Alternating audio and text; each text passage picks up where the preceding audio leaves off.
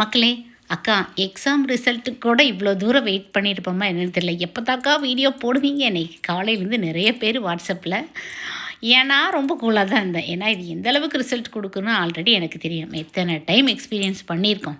Indigo leaves அவுரி இலைகள் hair pack போட்டதுக்கப்புறம் என்னோடய ஹேர் இப்படி தான் இருக்குது. கருகருன்னு மாறவே மாறாது, வாய்ப்பே இல்லை. வேலூர் விதை திருவிழாவில் ஒரு சிஸ்டர் எங்கிட்ட ஆர்கியூ பண்ணாங்க.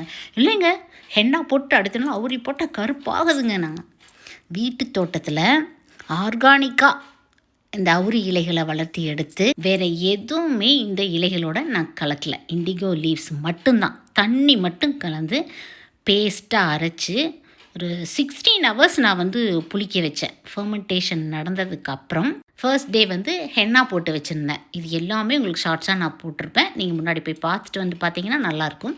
நல்லா அப்ளை பண்ணிவிட்டு ஏறக்குறைய 5 ஹவர்ஸே வச்சுட்டேங்க. 5 ஹவர்ஸ் வச்சுட்டு ப்ளெயின் வாட்டரில் வாஷ் பண்ணி எடுத்ததுக்கப்புறம் ஒரு சேஞ்சஸும் இல்லைன்னு சொல்லிடவே முடியாது. லைட்டாக பிடிச்சி தான் இருக்குது. பட் இந்த அளவுக்கு தான் இருக்கும், சரிங்களா?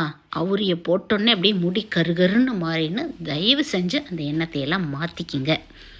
யங்ஸ்டர்ஸாக இருந்து இந்த ஹெர்பல் ஹென்னா பேக் 1-2 வெள்ளி முடிகள் வரும்போது இந்த அவுரி பேக் இதெல்லாம் நீங்கள் பண்ணிகிட்டே இருந்தீங்கன்னா, லாங் டைம் பண்ணிகிட்டே இருந்தீங்கன்னா நேச்சுரலாக ஹெல்த்தியாக இயற்கையாக நரைமுடி வரதை கொஞ்ச நாளைக்கு தள்ளி போட்டுட்டு அழகாக நீட்டாக மெயின்டைன் பண்ணிக்கலாம். என்னோடய அனுபவம் உண்மை இது. நானுமே ஒரு ரிசர்ச் பண்ணிட்டு தாங்க இருக்கேன்.